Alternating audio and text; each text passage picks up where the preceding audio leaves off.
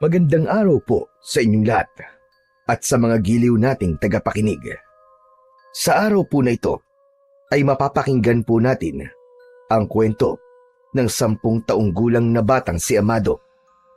Pinatay ang kanilang mga magulang sa harap ng kambal niyang si Chichi. Itinuring ang magkapatid na salot sa baryo kaya napilitan silang tumira sa karatig lugar kasama si Lolo Taro.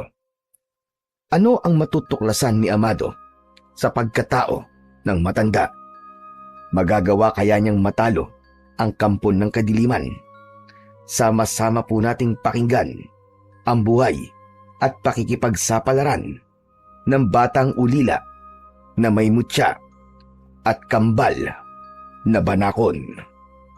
Ngunit bago po ang lahat mga idol, huwag po nating kalimutang mag-subscribe at i-hit ang notification bell sa aking YouTube channel na The Voice Addict at Apong Isaak para sa mas marami pang makapigil-hiningang kwentong aswang at katatakutan mula sa mundo ng kababalaghan. Umpisahan na po natin ang kwento. Sabihin mo sa akin, babaylan. Ano nakita mo sa hinaharap? Sabihin mo kung may katotohanan na sinabi ng mag-asawang yon. Hindi ko maaaring sabihin sa'yo kung totoo ba ang sinabi nila sa'yo. Pero kaya kong tawagin ang diwatang nangangalaga sa kalikasan ng kabubatan. Kaya makinig kang mabuti. Sabihin mo na at huwag mo nang patagalin pa. Kung hindi, matutulad ka rin sa kanila na unti-unti kong papatayin sa harap ng mga tauhan ko. Ang dahilan kung bakit minamalas ka sa buhay ay dahil matagal nang isinilang ang batang lalaki na merong mutya at kambal na banakon. Siya ang papatay sa iyo at tatapos sa kalupitan mo sa mga tao. Kukunin niya ang lahat sa iyo at hindi ka mananalo sa kanyang lakas. Dumating na ang batang tagapagligtas. Tumigil ka! Kapag nalaman ko na pinagloloko mo lang ako, papatayin ko ang anak mo. Dali nyo mag-asawa. Iharap nyo sa akin ang kanilang mga itsura. Gusto kong makita ang mga magulang ng batang itinakda. Mula sa pinagkukublihan na punong kahoy ay tanaw ng may 10 taong gulang na batang si Amado ang kanilang bahay. Habang ang kakambal niyang banakon na si Chichi ay nakapulupot sa kanyang leeg. Ang banakon ay isang uri ng ahas na may taglay na nakamamatay na kamandag. Kung tawagin ito ay King Cobra. Mapanganib, mabangis at pinakadelikadong ahas sa buong Asya. Madali silang matuto at sa pamamagitan ng kanilang tuklaw ay kayang pumatay ng tao sa loob ng 30 minuto. Humuni ng malakas si Chichi sa kanyang tenga. Tila nag-alala rin ito sa kanilang mga magulang. Kung ano ang kanyang nararamdaman, ay nararamdaman din ni Chichi. Nanginginig ang kanyang mga kamay habang nakatanaw sa mga lalaking nakapalibot sa kanilang bahay. Isang matandang babaylan na merong balahibo ng mga manok sa ulo ang nakikita niyang kausap ng isang lalaking may saklob ng kulay itim na tela sa ulo. Ang mga taong bayan ay sumisigaw na patayin ang pamilya ng salot sa kanilang lugar. Ang itiniturong dahilan ay ang pagkakaroon nila ng anak na may kambal na ahas na banakon. Balak ng mga ito na patayin silang magkapatid dahil sa kanila ibinibintang ang pagdagsa ng mga peste sa kanilang pananim. Ayon yun sa sinasabi ng ibang mga tao. Idagdag pa ang pangitain ni Lolo Taro na kilalang babaylan sa kanilang lugar. Kaya habang nagtatago siya sa likod ng puno, ay tila nagbabagang apoy na ang kanyang dibdib dahil sa galit. Hindi nila pwedeng gawin to sa mga magulang natin, Chichi. Kailangan nating iligtas sila nanay at tatay. Humuni si Chichi sa kanyang tenga na para bang nakikiusap ito na tulungan nila ang kanilang mga magulang. Ang bawat huni at paggalaw ng katawan ni Chichi ay alam niya kung ano ang ibig sabihin. Kaya naman, mas lalo siyang natakot nang makita ang kanilang mga magulang na pinaluhod sa harapan ng lalaking nangunguna sa pananakit sa kanilang mga magulang. Iginapos ang mga kamay ng kanilang ama at ina. Sa kasinunog ng taong bayan ang kanilang bahay. Akma na sanang lalabas sa pinagtataguan si Amado, ngunit narinig nila ang sinabi ng kanyang amang si Mang Alex na kahit na anong mangyari ay wag na wag daw silang lalabas. Ang sinabi naman ng kanyang inang si Aling Rosa habang umiiyak ay wag silang alalahanin. Ang mahalaga ay tumakas sila at iligtas ang kapatid niyang si Chichi. Umagos ang masaganang luha sa mga mata ni Amado nang marinig ang sinabi ng kanilang mga magulang, habang ang nakapalupot sa leeg na si Chichi ay unti-unting humihigpit sa kanyang leeg na para bang sinasabi nito na wag silang makikinig sa kanilang mga magulang at iligtas ang mga ito. Anong gagawin ko, Chichi? Marami sila at isa lamang ako. Baka mas lalo lamang tayo mapahamak. Tumayo ang ulo ni Chichi at lumapad na parang kasing lapad ng palad ng bata ang leeg nito. Tila sinasabi nitong wala itong pakialam sa buhay nila. Ang mahalaga ay hindi mapahamak ang kanilang mga magulang. Ngunit alam ni Amado na wala siyang magagawa laban sa mga taong may hawak na sulo at sibat. Ganun na lamang ang kanyang gulat nang makitang sinunog ng taong bayan ang kanilang bahay. Akala niya ay iiwan ng mga tao ang kanilang ama at ina, pero wala na siyang nagawa nang itulak ang kanyang mga magulang sa bahay na unti-unti nang tinutupok ng apoy. Rinig na rinig nila ang pagputok ng katawan ng tao sa nasusunog nilang bahay. Hindi napigilan ni Amado ang pagsigaw at takot nang makitang nasusunog ang katawan ng kanyang mga magulang. Para siyang pinagsakluban ng langit at lupa ng mga sandaling yun. Hindi siya makahinga. Wala sa loob na bigla siyang napatayo sa kanyang pinagtataguan. Nay! Tay! Ang mga magulang ko! Sinunog nila ang mga magulang natin, Chichi! Diyos ko! Bakit nila pinatay sila nanay at tatay? Magbabayad kayo! Tila hindi rin napigilan ni Chichi ang bugso ng damdamin at mula sa leeg ni Amado ay lumundag ang banakon papunta sa damuhan. Gumapang ito papalapit sa bahay na nasusunog. Hinabol ni Amado ang kanyang kapatid. Bagamat wala siyang naririnig na tinig mula sa kanyang kapatid, ay alam niyang pareho silang nagdadalamhati sa pagkamatay ng kanilang mga magulang. Chichi! Saan ka pupunta? Bumalik ka rito! Mapapahamak ka! Hindi naabutan ni Amado ang kanyang kapatid na mabilis na gumapang papunta sa kinaroroonan ng mga tao. Halos hindi siya makahinga dahil sa takot at pag-aalala kay Chichi. Kaya naman, hindi sinasadyang napatingin ng mga tao sa kanyang gawi. Nakita sila ng taong bayan. Huli na para maitago ni Amado ang kanyang kapatid.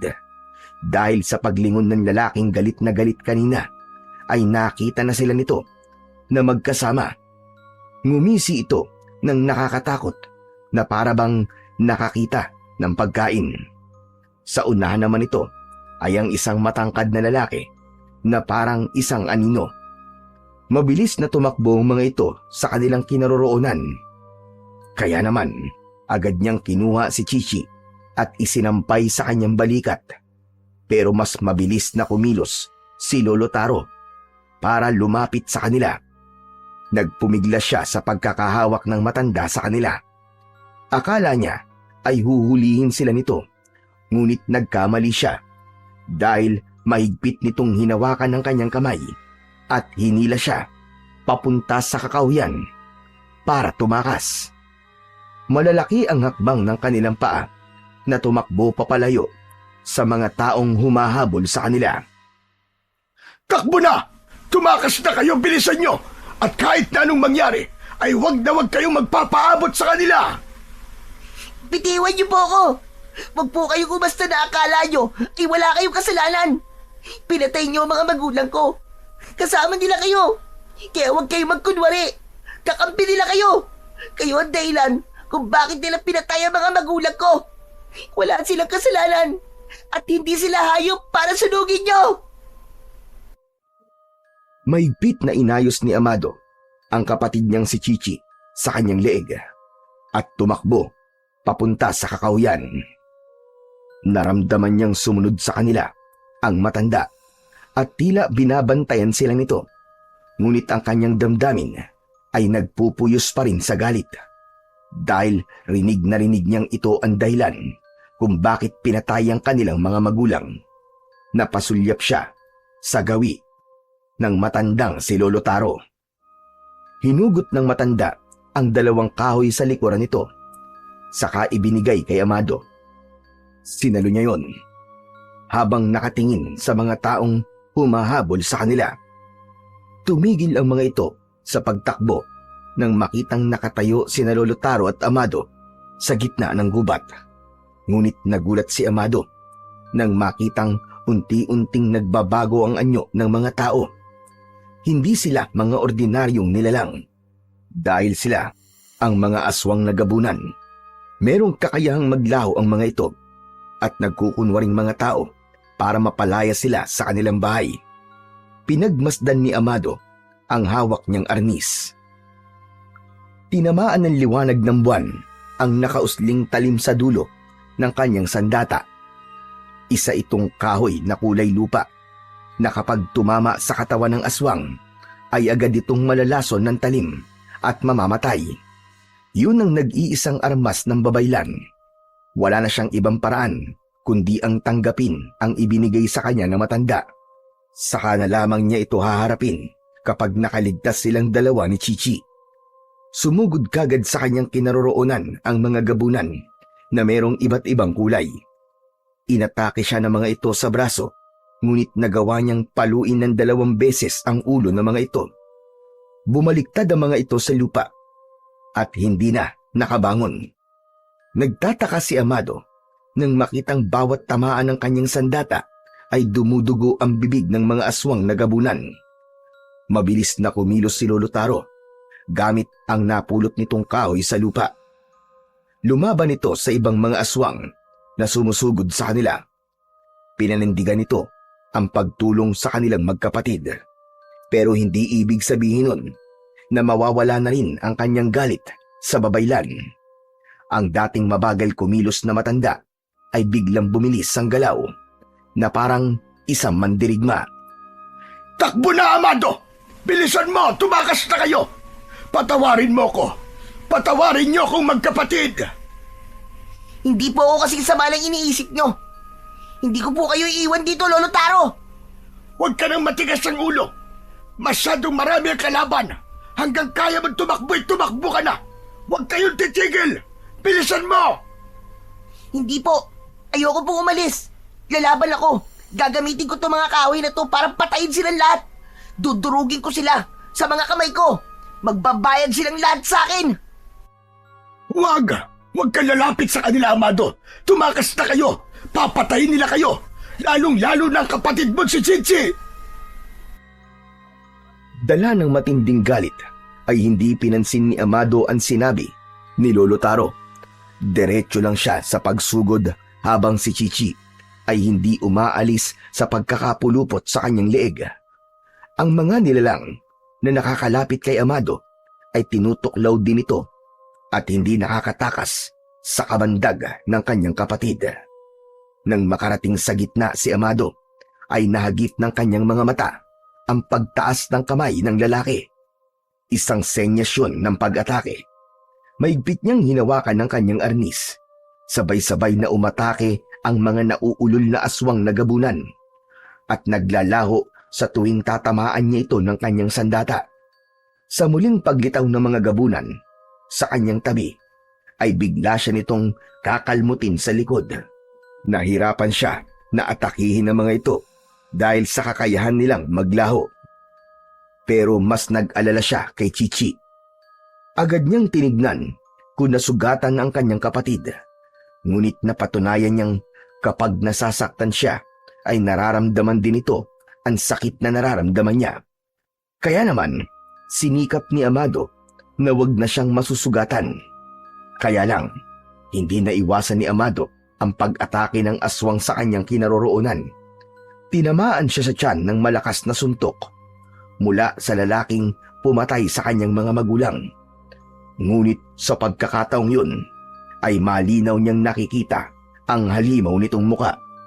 Malalaki ang mga ngipin nito na merong mapupulang mga mata. Makintab ang mukha nito na may malapot na likidong tumutulog sa bibig nito.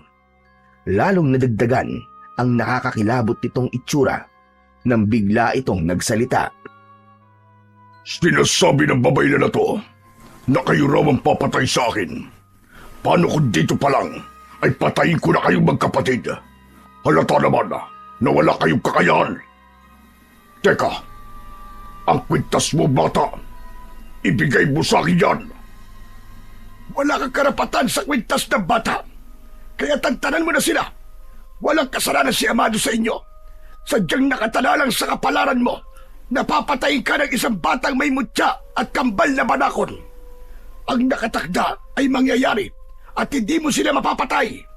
Ang lahat ng kasamaan na ginawa mo sa mga magulang nila ang magtutulak sa batang yan para patayin ka.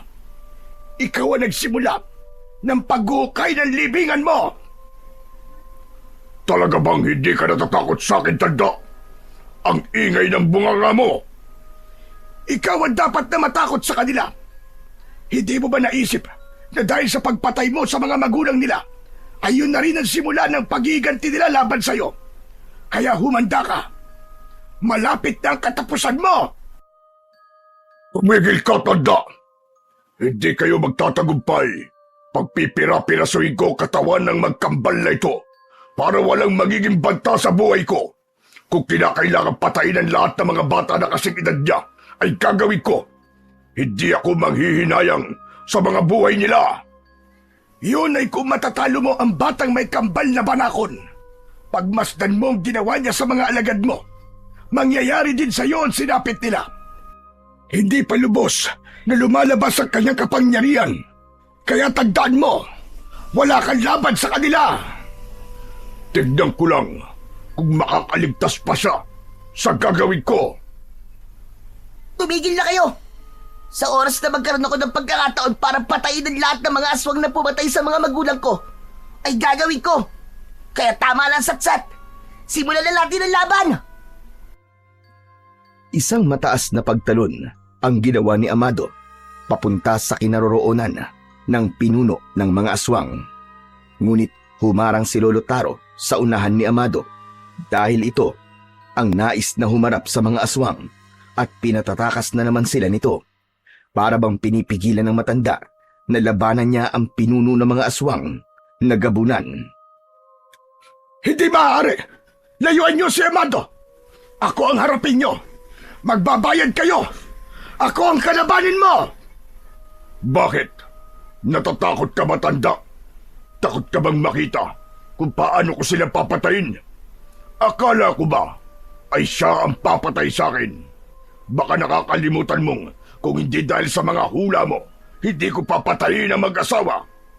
Kaya kung iniisip mong makakatakas ka sa kasalanan mo sa batang yan, dahil sa pagtulong mo sa kanya, ay nagkakamali ka. Huwag kang magpakabayani dahil hindi bagay sa'yo. Alalahanin mo na hawak ko ang pamilya mo. Alam kong papatayin mo rin sila kahit kumampi pa ako sa'yo. Kaya gagawin ko ang sa tingin ko ay tama. Amado, humanda ka dahil lalaban tayo sa kanila. Michi, kumapit ka lang mabuti sa leeg ko. Bibigyan natin ng katarungan na nangyari sa mga magulang natin. Humanda ang mga aswag na yan. Isang mabilis na pag-ikot sa ere ang ginawa ni Amado at bawat pagpalo niya ng kanyang yantok sa ulo ng mga kalaban ay isa-isang bumubulagta ang mga ito sa lupa. habang bumubula ang bibig at nagkikikisay ang katawan na parabang nalalason. Hindi niya alam kung bakit ganun ang epekto ng kanyang pagpalo sa mga aswang. Basta, ang gusto niya lang gawin ay mabigyan ng katarungan ang ginawa ng mga ito sa kanilang mga magulang. Ang dati nilang tahimik na pamumuhay sa kakahuyan ay ginulo ng mga nilalang na walang ibang ginawa kundi ang pumatay ng mga taong walang kalaban-laban. At dahil sa hula ng isang babaylan, sa isang iglap, nawalan sila ng mga magulang. Ulila na sila ni Chichi at hindi niya yun mapapayagang mangyari nang walang nagbabayad sa pagkamatay ng kanilang ama at ina. Kahit mamatay sila sa laban na yun, ay gagawin niya ang lahat para maipaghiganti ang kanilang mga magulang. Buhay ng mga magulang ko! Kapalit ng buhay yun lahat! Natigilan ang mga aswang sa kakaibang galaw ni Amado habang kasama ang kanyang kapatid sa pakikipaglaban. Lahat ng tamaan ng kanyang arnis ay bumabagsak ng pasadsad sa lupa at kagad na namamatay. Hindi umubra ang kakayahan ng mga aswang na maglaho dahil nauunahan na ito ng pag-atake ni Amado. Malakas na umangil ang pinuno ng mga aswang dahil sa labis na galit. Sumigaw ito ng malakas at inutusan ang mga alagad. Isa-isang sumugod ang mga aswang nagabunan sa kanyang kinaroroonan. Naramdaman niya ang kalmot at kagat na tumama sa kanyang katawan. Ngunit hindi niya yon ininda. Wala siyang pakialam sa buhay niya. Ang mahalaga, mapatay niya ang mga aswang. Dala ng galit ay sumalubong siya sa mga ito kahit alanganin.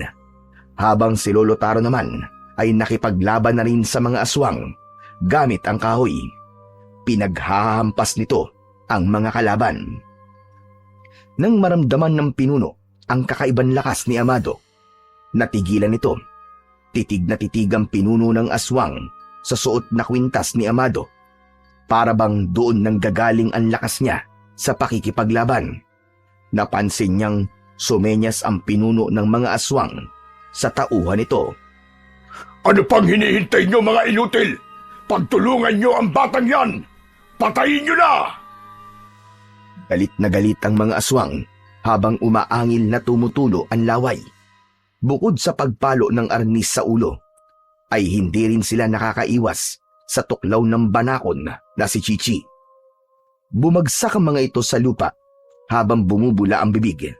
Nagkikikisay ang katawan at nakatirik ang mga mata na parang nalalason. Pagamat hindi alam ni Amado ang iniisip ng kanyang kakambal, ngunit ramdam na ramdam niya ang sama ng loob nito sa mga nangyari sa kanilang magulang. Bigla niyang naramdaman ang pagguhit ng sakit sa kanyang katawan mula sa kalmot at kagat ng mga aswang na gabunan. Gusto pa niyang lumaban, ngunit ang kanyang katawan ay tila ba gusto lang sumuko, habang ang kanyang kakambal na banakon ay nanghihina rin na pumunta sa kanyang braso at doon pumulupot. Iniharang naman ng matanda ang katawan nito sa harapan ni Amado. Amado, ayos lang ba kayo ng kambal mo? Chichi, hindi ko na kaya. Parang merong masakit na likido na pumasok sa katawan ko. Amado, paglabanan mo. Ang epekto ng kagat ng aswang, may laso na gumagapang nasa katawan mo. Muling nagpang-abot ang matanda at ang pinuno ng mga aswang na gabunan. Kaya naman, may pagkakataon na sanang tumakbo si Amado, ngunit hindi niya nagawa dahil naninigas ang kanyang katawan. Tila ba naparalisa at nanginginig na parang ibinabad siya sa tubig na malamig. Maging si Chichi ay nangihina rin at hindi gumagalaw sa kanyang kamay. Maya-maya pa ay biglang lumapit si Lolo Taro sa kanyang gawi. Umiiyak ito dahil sa awa sa kanila. Kaya mo bang tumayo, Amado? Hindi ko sila malalabanan ng sabay-sabay. Masyado silang malalakas. Humihina na rin ako sa pakikipaglaban. Tapos may tama ka pa. Kailangan magamot ka bago kumalat ang laso ng aswang sa katawan mo. Hindi ko po kaya tumayo, Lolo Taro. Ang kapatid ko, kailangan niyang magamot kaagad. Pero ikaw ang may tama, Amado. Lolo Taro, nararamdaman din po ng kambal kong si Chichi ang sugat ko sa katawan. Kapag namatay siya, mamamatay rin po ako. Dahil magkadugtong po ang pusod namin. Alam ko yon. Dahil ako nagpaanak sa nanay niyo. Kaya alam ko kung ano rin ang mangyayari sa inyo sa hinaharap. Huwag kayong mag-alala. Ililigtas ko kayo ng kambal mo. Sige na, bilisan mo. Sumampa ka sa likod ko. Kailangan makatakas tayo sa lugar na to bago pa dumating ang mga kasama nila. Pagkasampa ni Amado sa likod ni Lolo Taro, sakto naman ang pagdaan ng isang lalaking may dalang isang taling kahoy na panggatong. Dahil sa laki ng dala ng lalaki, hindi nito napansin ang mga aswang na gabunan na nagkalat sa daan. Walang awa nila itong nilapa. Hindi na nga nakasigaw ang lalaki dahil inuna ng mga aswang nakagatin ang muka ng biktima. Nangibabaw ang tawa ng pinuno ng mga aswang na parang tuwang-tuwa ito sa mga nangyayari habang nakatingin ito sa kanilang dalawa ni Lolo Taro. Ayoko pa po sanang tumakas. Pero ang kapatid ko, iligtas niyo po siya. Habang abala sila sa pagkain sa lalaki, umalis na po tayo rito. Walang mangyayaring masama sa kakambal mo. Ikaw ang inaalala ko. Susubukan kong gamutin ka. Kung kaya ko bang pigilan ang lason sa katawan mo. Dahil manganganib ang buhay mo. Sigurado yon. Maaaring mabago ang nakatakda kapag ang mismong may katawan ang sumuko. Kumapit ka ng mabuti at tatakbo tayo ng mabilis. Lolo Taro, sa bukid po, may nakita kaming kalabaw kanina. Mukhang pag-aari po yun ng lalaking nilapa ng mga aswang. Sumakay po tayo ron. Kahit hindi ako marunong sumakay sa kalabaw, ay susubukan nating sakyan yon. Kumapit ka lang na mabuti at ililigtas ko kayo. Paglingon ni Amado sa hulihan ng kanilang daan ay nakita niyang humahabol sa kanila ang mga aswang na gabunan. Ang makintab nilang balat ay kitang-kita sa liwanag ng sikat ng buwan. Ang dalawang yantok na nasa kamay ni Amado ay mas lalo niyang hinigpitan ang pagkakakapit. Nariyan na po sila, Lolo Taro. Malapit na po nila tayong maabutan. Mabilis nilang tinahak ang daan pababa ng bundok hanggang makarating sila sa gitna ng palayan. Nakita nila ang kalabaw na nakatayo habang nakatingin sa kanila at panay ang pag-unga. Muli siyang tumingin sa hulihan ng daan. Diyos ko, mas lalo pa sila dumadami. Amado, ikaw muna ang unang sumampa sa kalabaw. Kapag nakita mong natatalo na ako, patakbuhin mo to at wag na wag ka nang lilingon. Kahit na anong mangyari, ililigtas niyo ang buhay ng isa't isa. Patawarin niyo ako sa nagawa ko. Iniligay ko sa kapahamakan ang buhay niyo at namatay ang mga magulang niyo. Sige na, tumakas na kayo. Iwan niyo na ako rito. Sumulyap muna si Amado sa kanyang kambal na si Chichi bago siya sumampa sa kalabaw na may karosa na lagayan ng palay na inaani ng mga tao. Kahit masama ang pakiramdam, ay pinilit niyang sumakay sa likod ng kalabaw, habang si Lolo Taro naman ay itinapon ng sako-sakong palay sa bukid para maging magaan ng pagtakbo ng kalabaw. Pinutol din ng matanda ang tali ng hayop. Habang patakbo silang tumatakas sa mga aswang, nakipagpambuno ang matanda sa mga kalaban. Mabilis na ipinadyak ni Amado ang paa, pahampas sa katawan ng natitigilan na kalabaw. Dahil sa bigla, ay mabilis itong kumaripas ng takbo. Iniwan nila ang matanda na nakikipaglaban sa mga aswang. Ngunit nakita niyang malapit ng pagtulungan ng mga ito si Lolo Taro. Hinikit ni Amado ang tali pabalik sa kinaroroonan ng matanda. Hindi maaari. Maling iwanan ko si Lolo Taro. Hindi ko nahahayaang may magbuwis pa ng buhay nang dahil sa aming magkapatid. Patay na akong patay. Basta't hindi tayo aalis dito, Chichi, nang hindi natin kasama si Lolo Taro. Konting tiis na lang. Isang mabilis na pagtakbo ng kalabaw ang bumulaga sa mga kalaban. Pinaikot ni Amado ang hawak niyang tali at hinagupit niya ang mga kalaban. Tumama yon sa kulay itim na gamunan. Bumagsak ito sa lupa habang sakalang leeg nito ng tali. Hinila niya ang braso ni Lolo Taro. Isinakay niya ito sa kalabaw nila. Saka pinatakbo ng mabilis. Nakaladkad ang aswang na napupuluputan ng lubid. Kumuskus ang katawan nito sa lupa at nahiwa ng dahon ng palay ang balat nito hanggang sa mawalan ng buhay. Umaatikabo ang bakbakan sa pagitan ng mga aswang at ni Amado, habang ang makikita sa hangin ay alikabok na nanggagaling sa pagbabanggaan ng mga aswang sa paghabol sa tumatakbo nilang kalabaw. Bakit ka bumalik, Amado? Ang tigas ng ulo mong bata ka. Paano kung nagkamali ka? Marami po akong gustong itanong sa inyo kung bakit pinatay nila ang mga magulang ko at kung ano ang nakatakdang mangyari sa buhay ko. Kaya kailangan niyo pong mabuhay, Lolo Taro. Tsaka, gamutin niyo po kami magkapatid. Isang malakas uli na pagpadyak sa katawan ng kalabaw ang ginawa ni Amado, habang ang nabibikting aswang ay patuloy na nakakaladkad ng kalabaw. Mukhang lalo silang nagalit. Hinahabol pa rin nila tayo, Amado. Ayaw nila tayong tigilan. Kumapit kayo, Lolo. Mabilis na ang takbo ng kalabaw natin. Hindi na po nila tayo maaabutan. Hindi na sila makakahabol sa atin dahil malapit na sumilip ang araw. Sa wakas, makakatakas na tayo sa kanila. Napalitan ng luha ang masaya sanang boses ni Lolo Taro nang maalala nito ang nangyari sa mga magulang ni Amado. Hagulgul din ang kapalit sa tuwang naramdaman ni Amado habang galit na nakatingin sa unahan ng kanilang daan. Paano na sila? Wala na silang mga magulang. Naramdaman ni Amado ang mahigpit na pagkapit ng matanda sa kanyang bewang habang ang pahila ng kalabaw ay nasira at natanggal sa katawan ng kalabaw. Kasabay ng pagkasira ng pahila, ang pagbangga naman ito sa nakakaladkad na aswang sa kanilang likuran. Naputol ang lubid sa leeg ng aswang, kaya naman mas lalong bumilis ang takbo ng kalabaw. Nawala na rin sa kanilang paningin ang pinuno ng mga aswang na humahabol sa kanila. Saka lamang muling naulit ang pagsakit ng sugat sa katawan ni Amado. Pakiramdam niya ay tumataas na ang temperatura ng kanyang katawan.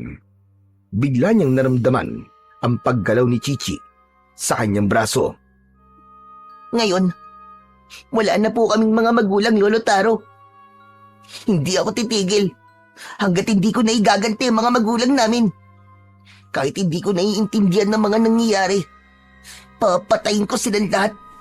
Uubusin ko sila pati ang pinuno ng mga aswang na nag-uutos sa kanila. Ano po bang klaseng nilalang ang mga yon, Lolo Taro? Sila ang mga aswang na gabunan na nagtatago sa gubat. Balak nilang gawing tirahan ng kakauyan para sa kanilang paghahari. Nanganganib ng maubos ang kanilang lahi dahil sa madalas na pagtugis sa kanila ng mga tao. Kaya ang ginagawa niya ay nanghahawa sila ng mga bata sa pamamagitan ng kagat. Pero nalaman nila ang tungkol sa batang may kambal na banakon o King Cobra na siyang papatay sa kanilang pinuno, kaya sila nagkagulo. Sa tingin ko, ang nasa leeg mo ay ang sinasabing mutya ng banakon.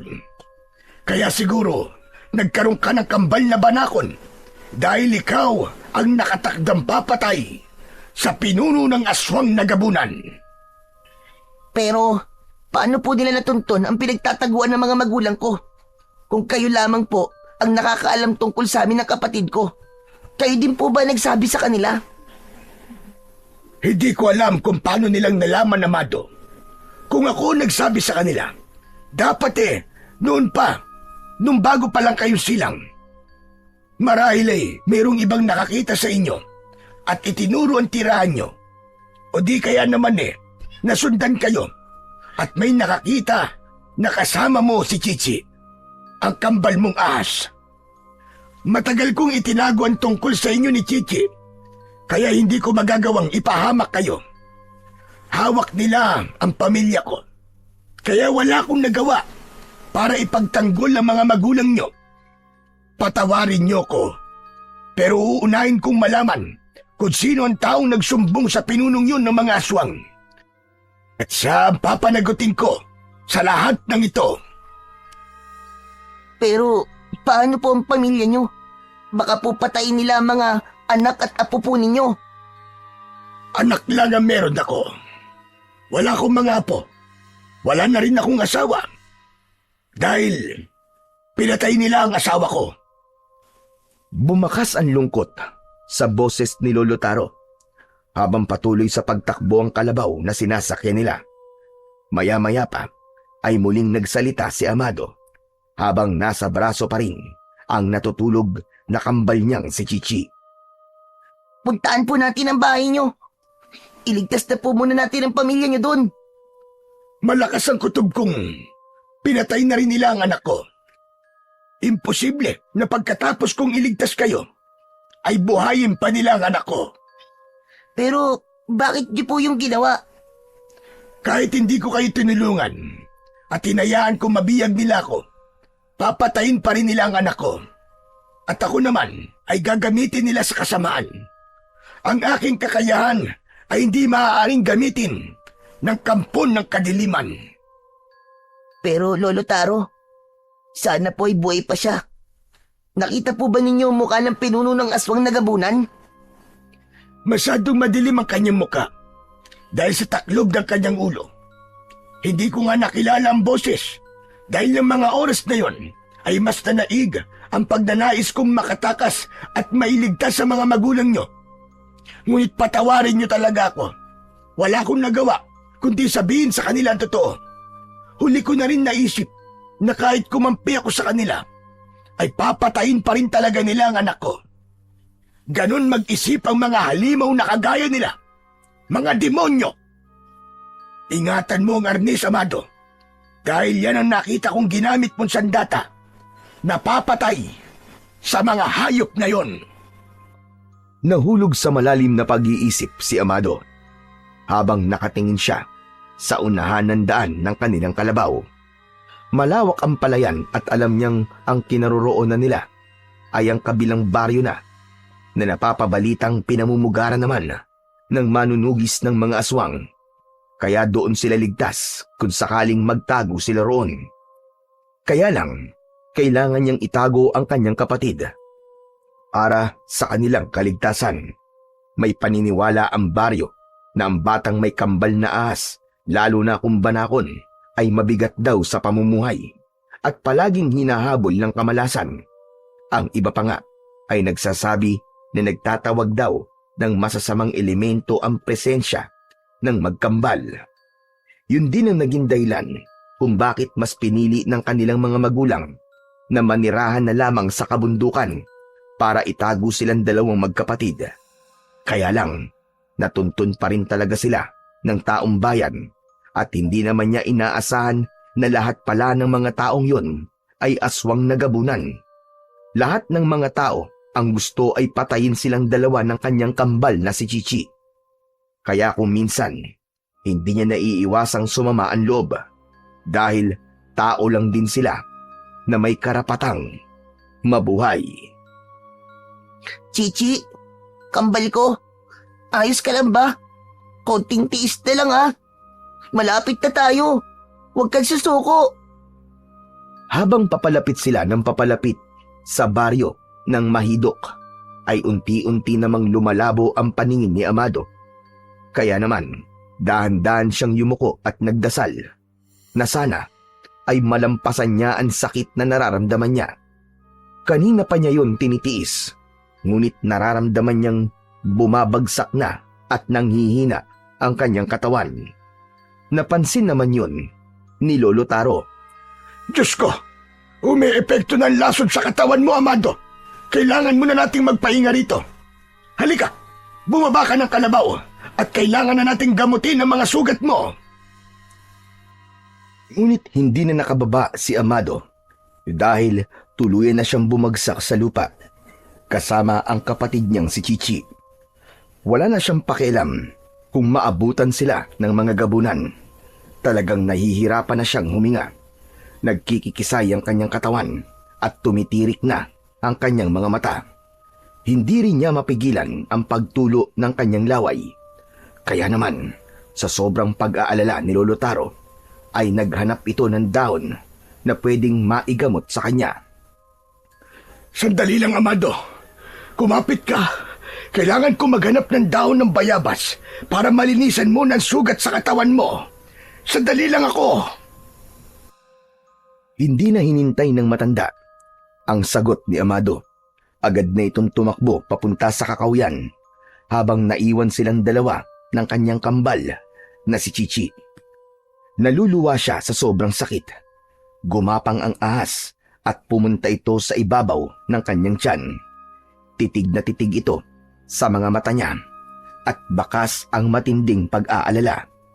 Kahit nakikita niyang nasasaktan din ito, ay mas pinili nitong pumulupot sa kanyang tiyan.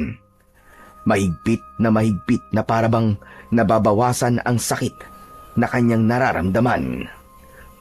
Chichi, anong ginagawa mo? Ang sakit ng mga sugat ko. Tulungan mo ko. Mas lalong humigpit ang pagkakapulupot ng katawan nito sa kanyang katawan at nagulat siya sa ginawa ni Chichi. Paulit-ulit siya nitong tinuklaw. Lahat ng sugat at kalmot ay binigyan ni Chichi ng tuklaw na parabang kinokontra nito ang lason sa kanyang katawan.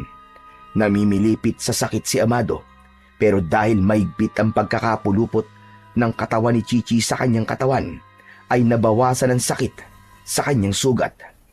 Sa kanya napansin na parang umiepekto ang tuklaw sa kanya ng kanyang kakambal. Unti-unting humupa ang pamamaga ng kanyang mga sugat. Nawala ang pananakit at parang nagdahilan na nawala ang paninigas ng kanyang katawan. Pero si Chichi naman ang nanghina at nawalan ng malay. Katulad ng nararamdaman ng ahas, ay naramdaman din ni Amado ang panghihina ng kanyang katawan. At agad siyang nakatulog. Yakap ang katawan ng kanyang kakambal. Boses ni Lolo Taro ang nagpagising sa natutulog na diwa ni Amado. Naramdaman niya ang mahinang pagyugyug ng kamay ng matanda sa kanyang balikat bago niya iminulat ang kanyang mga mata. Nakita niyang nasa isang silid sila na may dingding na gawa sa sawali. Katabi niya ang natutulog na si Chichi. Bumangon si Amado at naramdaman niya ang konting pananakit ng kanyang katawan. Hinaplos niya ang katawan ni Chichi na walang galaw sa kanyang tabi. Isang himala ang nangyari sa iyo, Amado. Sinabi ko na nga ba't makakaligtas ka? Hindi ko alam kung paanong nawala ang lason ng mga aswang sa katawan mo. Si Chichi po, Lolo Taro. Siya po ang gumamot sa akin.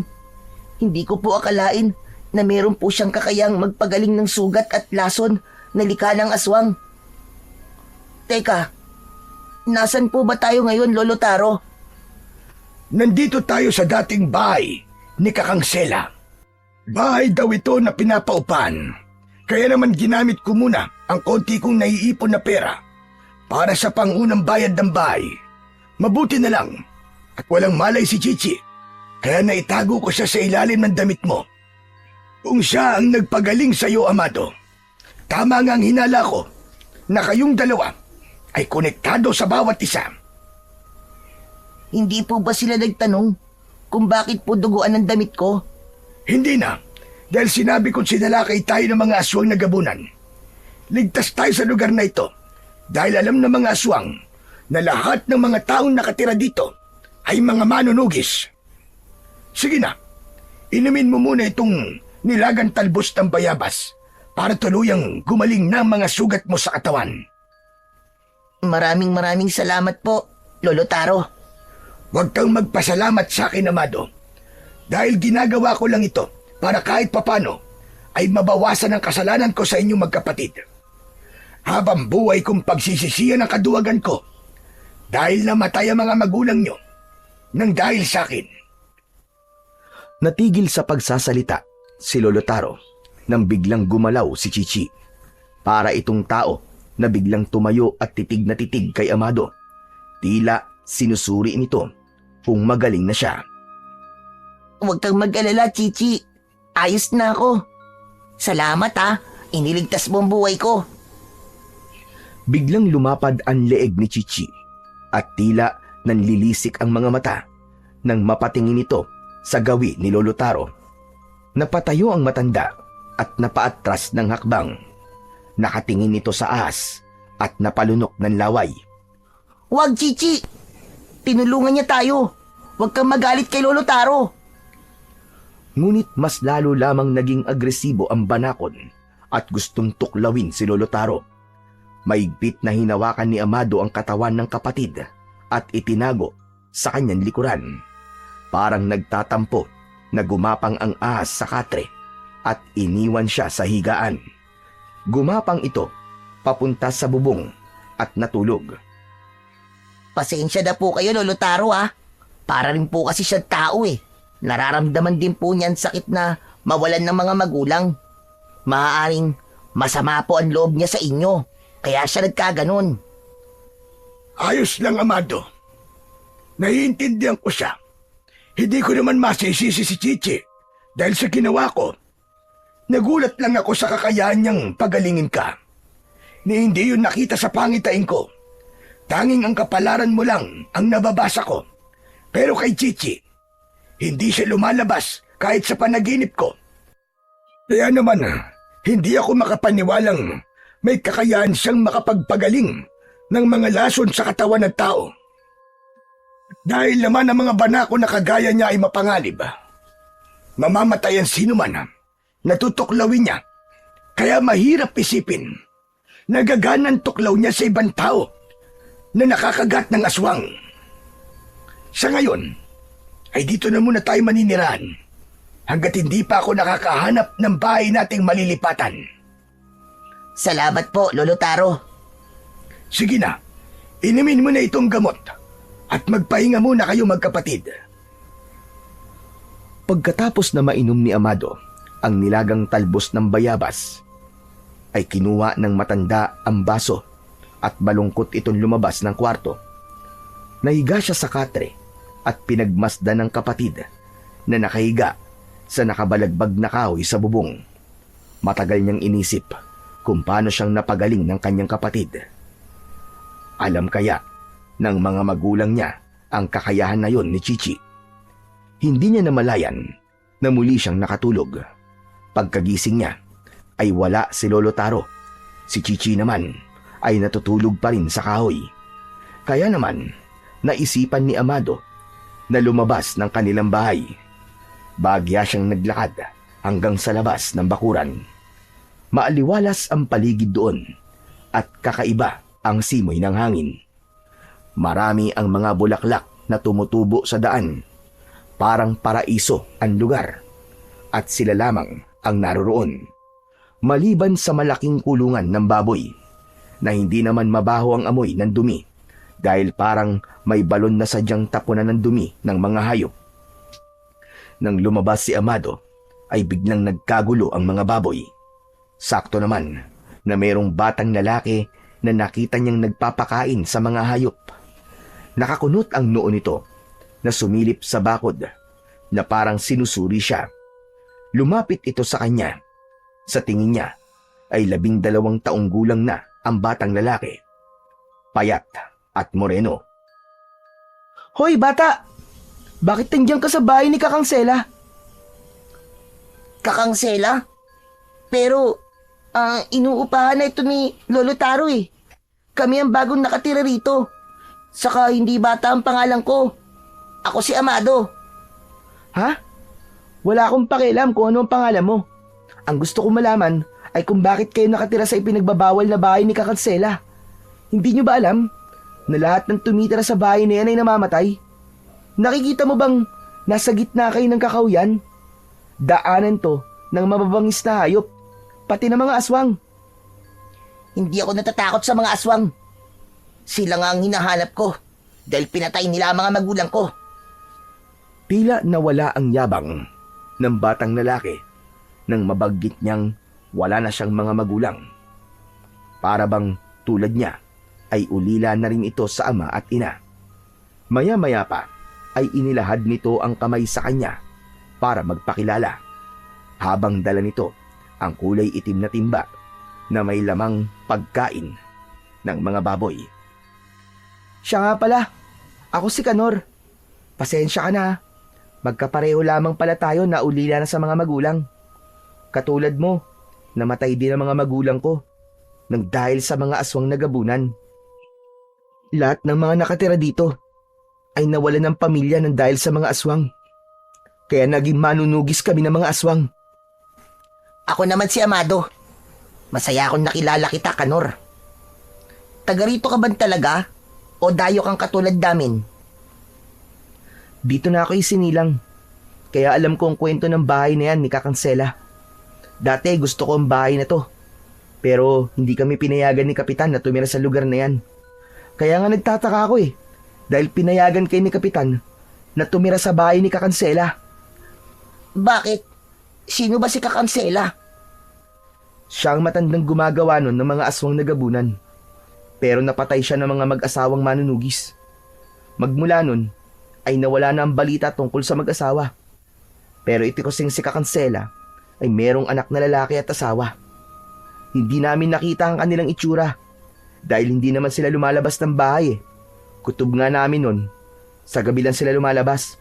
Pero hindi nagtagal, nalaman namin na sumunod na rin siya sa yapak ng kanyang ina. Kasama ng kanyang ama ay gumagawa naman sila ng aswang na gabunan.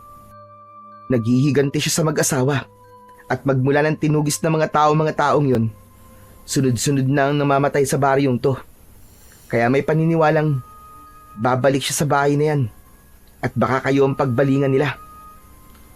Kung anak pala siya na matandang gumagawa ng aswang, hindi kaya ang pumatay sa mga magulang ko ay ang anak nilang naghahanap sa amin na magkapatid?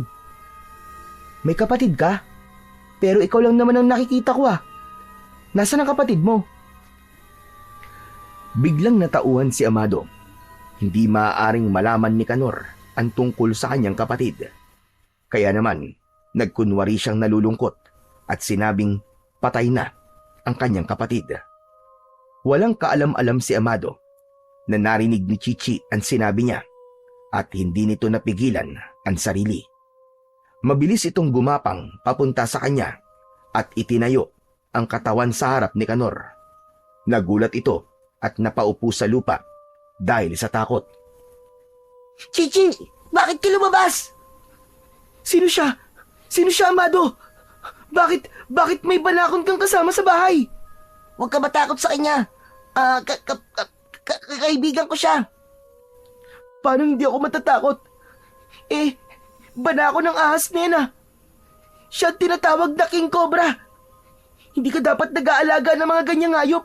Diyos ko, nakakatakot ang itsura niya. Huwag ka matakot sa kanya, Kanor. Hindi siya nananakit ng tao. Kapag naging kaibigan mo siya, mas lalo ka mapapamahal sa kanya. Maniwala ka sa akin. Huwag ka matakot. Naramdaman ni Amado ang paghigpit ng pagkakapulupot ng katawan ni Chichi sa braso niya. Tila sinasabi nito na hindi nito gustong itanggi niya ito. Ayaw nitong itago niya ang katotohanang magkambal sila. Napatayo ng mabilis si Kanor at napaatras ng hakbang. Bakas ang pag-aalala sa muka nito habang hindi inaalis ang tingin sa muka ni Amado. Kahit na anong sabihin mo, Amado, mapanganib pa rin ang ahas na yan. Kapag natuklaw ka ng kobra, 30 minuto, 1 oras lamang itatagal mo, mamamatay ka na. Saka hindi ba't tuklaw ng ahas ang mga sugat mo sa katawan? Paano buhay ka pa rin hanggang ngayon? Si Chichi ba ang may gawa niyan? Oo, pero nakita mo naman, di ba, buhay ako at ligtas. Hindi lahat ng nakakatakot sa itsura ay mapanganib. Maniwala ka. Kung minsan, nagagawa lamang nilang manakit para ipagtanggol nilang kanilang mga sarili. Diyos ko, nakaalis na nga dito. Bigla akong nanghina sa alaga mong ahas. Itago mo yan, Amado. At huwag mong palalabasin ang ahas na yan. Baka isipin pa nila ikaw ang batang matagal na nilang hinahanap. Teka, anong ibig mo sabihin? Hindi mo pa rin ba alam ang tungkol sa batang may kambal na ahas? Naku, sa kanya isinisisi ang pagkakaroon ng mga aswang sa baryong to. Ang ginamit ni Kakansela para gumawa ng aswang ay ang dugo ng batang may kambal ahas na hindi naman nagtagal ay pinatay rin ng anak ng matanda. Nakita naming lahat kung paanong pinatay ang magkapatid at wala kaming nagawa nun dahil nasasakop na ng mga aswang ang lugar na to. Bago lamang yung nangyari. Kaya nga itinuring na salot ang mga batang may kambal na ahas. Akala ko ba matagal nang gumagawa ng aswang si Kakansela? Oo nga. Dahil lahat ng mga batang may kambal ahas, yun ang kanilang pinapatay. Kaya mag-iingat ka dahil baka isipin nila, kapatid mo si Chichi. Biglang bumundol ang kaba sa kanyang dibdib nang marinig ang sinabi ni Kanor. Kaya naman, sakto ng pag-alis ng batang lalaki ay mabilis siyang pumasok sa loob ng kanilang silid at kinausap ang kapatid. Chichi, simula ngayon ha, huwag ka nang lalabas ng bahay ha. Narinig mo naman ang sinabi ng kausap ko kanina. Saka huwag kang magagalit sa akin kung itinatanggi kong kapatid kita. Para rin naman to sa kaligtasan nating dalawa eh. Gumapang si Chichi sa kanyang leeg na madalas nitong ginagawa kapag naglalambing at napapagalitan niya. Maya-maya ay kalmado na ito at hindi na malapad ang leeg. Ang paglapad ng leeg ng kanyang kapatid ay isang babala ng pagbabanta nito para umatake. Nalalaman lamang niyang galit ito kapag ang katawan nito ay pakilo at angat ang ulo na parang nakahandang tumalon. Hinalikan niya ang noo ni Chichi bilang paghingi niya ng pasensya.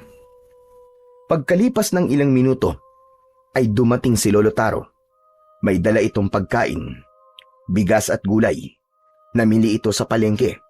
Nagmamadali nitong kinausap ang magkapatid sa loob ng kwarto. Nakarating dito ang nangyari sa kanila ni Kanor. Nakita pala yan ni Kanor. Sabi ko naman kasi sa inyo na wag muna kayo lalabas ng bahay lalong-lalo na si Chichi. Nakasalubong ko si Kanor at nagpapaalala siyang mag-iingat kayo. Mabuti sana kung ganong klase ng tao makakakita sa inyo. Paano kung ang makakita sa inyo ay ang mga tanod ni Kapitan? Mapapalayas tayo ng di oras sa baryo at baka ipapatay ka pa nila. Pasensya na po, Lolo Taro. Nalaman ko rin po tungkol kay Kakansela. Sa kanya po pala nagsimula ang lahat. Oh, kaya lang pinatay siya ng mag-asawang manunugis. Diyos ko, bigla kong naalala ang anak ko. Sana nakaligtas siya at hindi siya nabiyag ng mga aswang na yon. May awa po ang Diyos, Lolo Taro. Hindi po niya pababayaan ng pamilya niyo. Pwede naman po niya kaming iwan dito at puntahan ng anak niyo eh. Mag-iingat lamang po kayo. Wala na. Patay na ang anak ko, Amado. Kagaya na sinabi ko, imposibleng buhayin pa siya ng mga aswang na yon. Ramdam na ramdam ni Amado ang hirap ng pinagdadaanan ni Lolo Taro. Nakikita niyang pinipilit lamang nitong magpakatatag sa nangyari sa pamilya nito. Kaya naman, pagsapit ng gabi, ay nag-iisip pa rin si Amado kung ano ang buhay na naghihintay sa kanila ni Chichi. Kailangan niyang maghanap buhay para mabuhay silang magkapatid. Ayaw niyang maging pabigat kay Lolo Taro dahil kung tutusin ay hindi naman nila kadugo ang matanda at wala itong responsibilidad sa kanila. Kinabukasan ay maagang umalis si Amado para pumunta sa gubat. Balak niyang kumuha ng panggatong at mga gulayin na pwede niyang maibenta sa palengke. Nagpasigurado na rin siya na dalhin ng kanyang arnis. Hindi niya namalayan na sumunod pala sa kanya si Kanor. Kaya nagulat siya nang bigla itong nagsalita sa kanyang likuran. Sabi ko na nga ba't alam ko kung bakit ka nandito sa gubat eh. Pareho tayo ng pakay. Ang maghanap ng pagkain at paggatong para ibenta sa palengke. Kung gusto mo, tulong na lamang tayo sa paghahanap ng pwede nating ibenta sa bayan. Ako ang bahala sa pangangaso. Sigurado ka ba dyan, Kanor? Oo naman. Hindi ba't magkaibigan na tayo? Kumusta nga pala si Chichi? Iniwan ko na muna rin sa bahay. Ikinulong ko sa kwarto. Mahirap na at baka magkatotoon sinabi mo kagabi. Salamat nga pala sa'yo, Kanor ha. Naku, wala yun. Saka, wala naman din akong kaibigan eh. Nagsasawa na rin ako sa mga baboy na inaalagaan ko. Sila na lang palagi ang kinakausap ko. Nagkatawanan na ang dalawang magkaibigan habang naglalakad. Maya-maya pa ay narating nila ang gitna ng kagubatan. Nagtago sila sa puno habang inaayos ni Kanor ang dala nitong pana para asintahin ng usa na abala sa pag-inom ng tubig sa gilid ng ilog. Kanor, huwag mo nalang kayang hulihin yung usa. Kawawa naman eh. Ha? Ano ka ba naman, Amado? Yan ang papel nila sa mundo. Ang kainin sila ng mga tao. Pero, Kanor, may buhay din kasi ang usa na yan. Huwag na lang silang kunin natin. Mga gulay na lang ang hanapin natin. Manghuli ka na lang ng hayop kapag hindi mo ko kasama. Akma na sanang tatayo ang magkaibigan sa pinagtataguan nilang puno nang biglang humuni ang usa. Kaya naman, napatingin sila sa gawi ng kinaroroonan nito. Ganun na lamang ang panlalaki ng kanilang mga mata nang makita ni Amado ang isang malaking sawa na nilulunok na ang usa at paa na lamang ang nakalabas sa bibig nito. Agad na napatalon si Kanor para patamaan ng pana ang ulo ng ahas na sawa. Kaya lang ay nakaiwas ito at napuluputan ang katawan ni Kanor. Mabilis na nilunok ng ahas ang usa at umangat ang leeg nito sa ere. Tangka na sanang kakagatin si Kanor nang biglang lumukso ang isang banakon at tinuklaw nito ang sawa. Nabitiwan nito si Kanor. Mabilis na lumapit si Amado at ginamit ang kanyang arnis para saksakin ng katawan ng sawa. Kaya napigilan niya ang tangkasa ng pagganti ng sawa sa kanyang kapatid na si Chichi. Hindi niya namalayan na sumunod sa kanya ang kanyang kakambal. Kaya nagulat din siya sa biglang paglitaw nito mula sa kakahuyan. Iniligtas nito ang kanyang kaibigan at natulala sa mga nakita. Magkakasunod na paghampas ang ginawa ni Amado sa ulo ng sawa at agad niya itong napabagsak sa lupa. Habang si Chichi naman ay magkakasunod na tinuklaw ang katawan ng sawa. Bumula ang bibig ng ahas at inilalayan naman ni Amado si Kanor para tumayo. Hindi nito inaalis ang tingin sa dalawang ahas na naglalaban. Tila nahalata ni Chichi na galit si Amado sa ginawa nito, kaya agad itong gumapang papalayo sa kanya. Ang tigas talaga ng ulo mo, Chichi. Umuwi ka na nga. Humanda ka talaga sa akin pag uwi ko mamaya. Lumingon muna si Chichi kay Amado bago ito nagpatuloy sa paggapang papalayo sa kanya. Talagang natakot siya sa ginawa ng kakambal niya kanina. Yun ang unang pagkakataon na nakita niyang nakipaglaban ang kapatid sa kapwa nito ahas. Kaya siguro nagalit siya rito ay dala lamang ng labis niyang takot. Sumulyap siya sa namatay na sawa at napatingin sa muka ni Amado. Bakit mo naman pinagalitan ng kapatid mo si Chichi, Amado? Sa tingin ko ay nakakaintindi siya ng salita natin at parang nahalata akong sumama ang loob niya sa'yo. Sobra pa nga akong nagpapasalamat sa kanya dahil iniligtas niya ang buhay ko. Kung hindi siya dumating, baka napahamak na ako, di ba? Kanor, nag-alala lang naman ako sa kanya. Tama ka. Naiintindihan niya ang sinasabi ko. Bata pa siya nang mapunta siya sa akin. Kaya sanay na siya sa lengguwahe natin. Hayaan mo at kakausapin ko si Chichi. O ano, kumusta na ang pakiramdam mo? Nasugatan ka ba? Ayos na ako. Salamat talaga sa kaibigan mo si Chichi.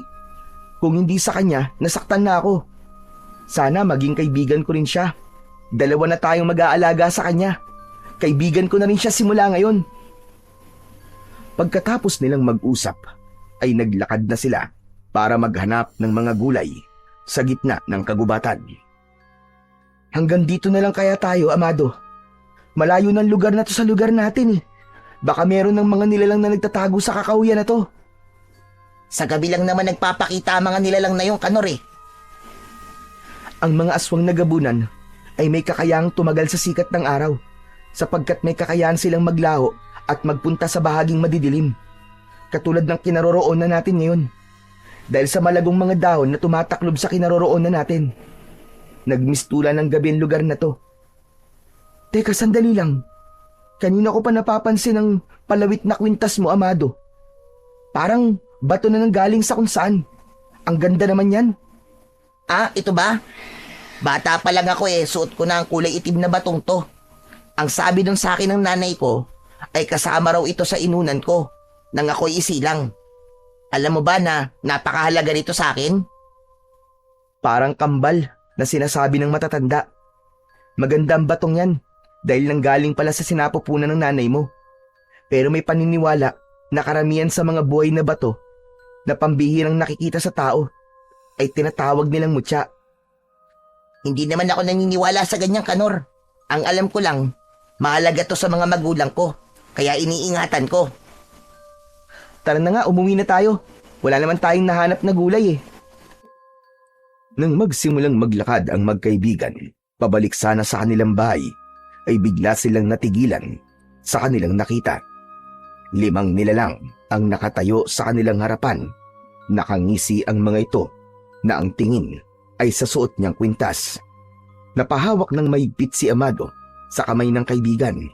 Pagkatapos ay inihanda nila ang kanilang mga sandata habang hindi inaalis ang tingin sa mga nilalang na nakatayo sa unahan ng kanilang daan.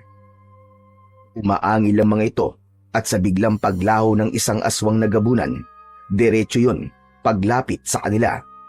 Hindi na sila nakagalaw dahil naramdaman nila ang pagtama ng suntok ng kalaban sa kanilang tiyan.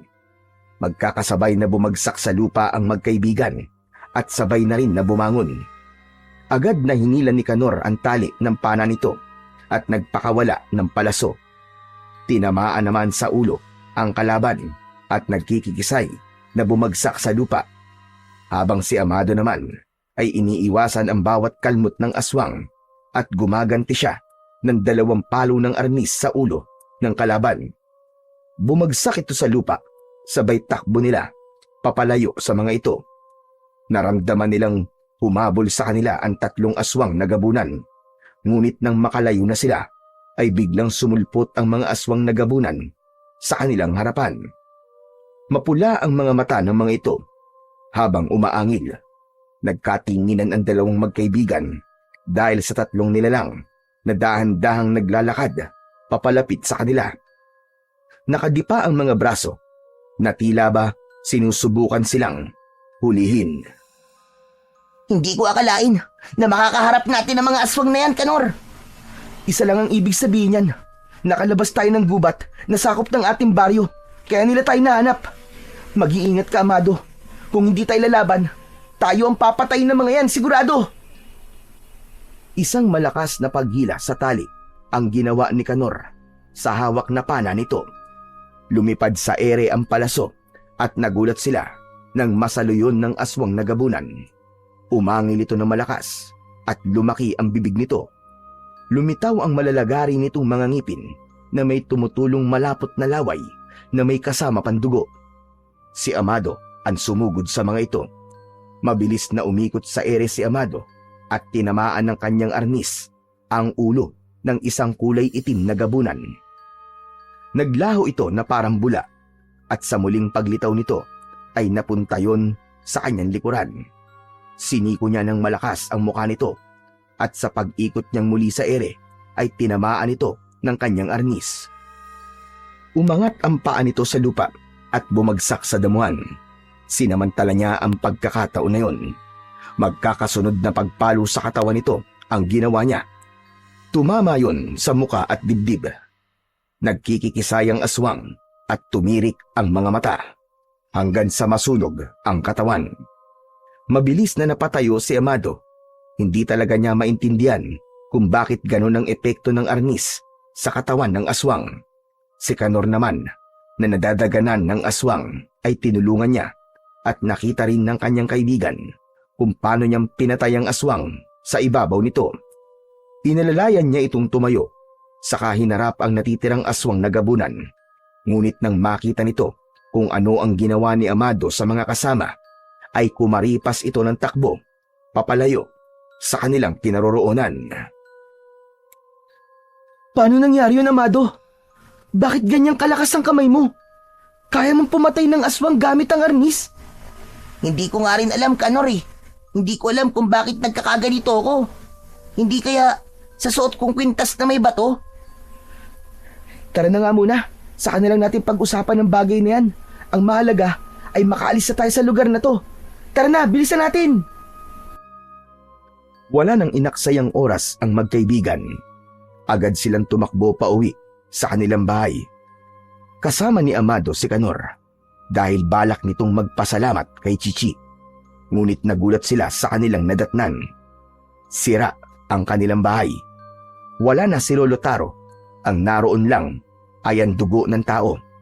Laking gulat nila nang makitang patay na si Kapitan Tasyo at ang mga tanod nito. Para bang sinalakay ang mga ito ng mga aswang. Ang mga tiyan ng mga tanod ay wakwak at nawawala ang mga lamang loob. Bigla niyang naalala ang kanyang kapatid na si Chichi. Halos hindi siya makahinga nang dahil sa sobrang pag-aalala. Hindi niya kakayaning makita na patay na ang kanyang kapatid. Kaya hindi niya na napigilan ang kanyang sarili at napahagulgulo siya ng iyak. Chichi! Lolo Taro! Nasaan na kayo? Lolo Taro, nasaan na kayo? Halos mabaliw si Amado sa kakahanap sa kanyang kapatid, pati kay Lolo Taro.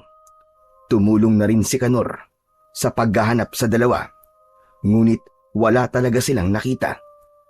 Hanggang sa napasalampak na lamang ng upo si Amado habang nasa harapan siya ng mga nakahandusay na mga biktima.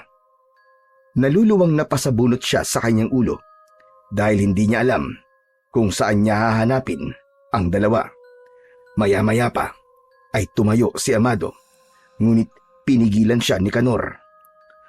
Saan ka pupunta, Amado? Hahanapin ko sila, Kanor. Kailangan ko malaman kung nasan sila. Pero malapit ng dumilim ang paligid. Baka mapahamak ka. Hindi ko kayang manatili rito habang ang kakambal ko ay nawawala.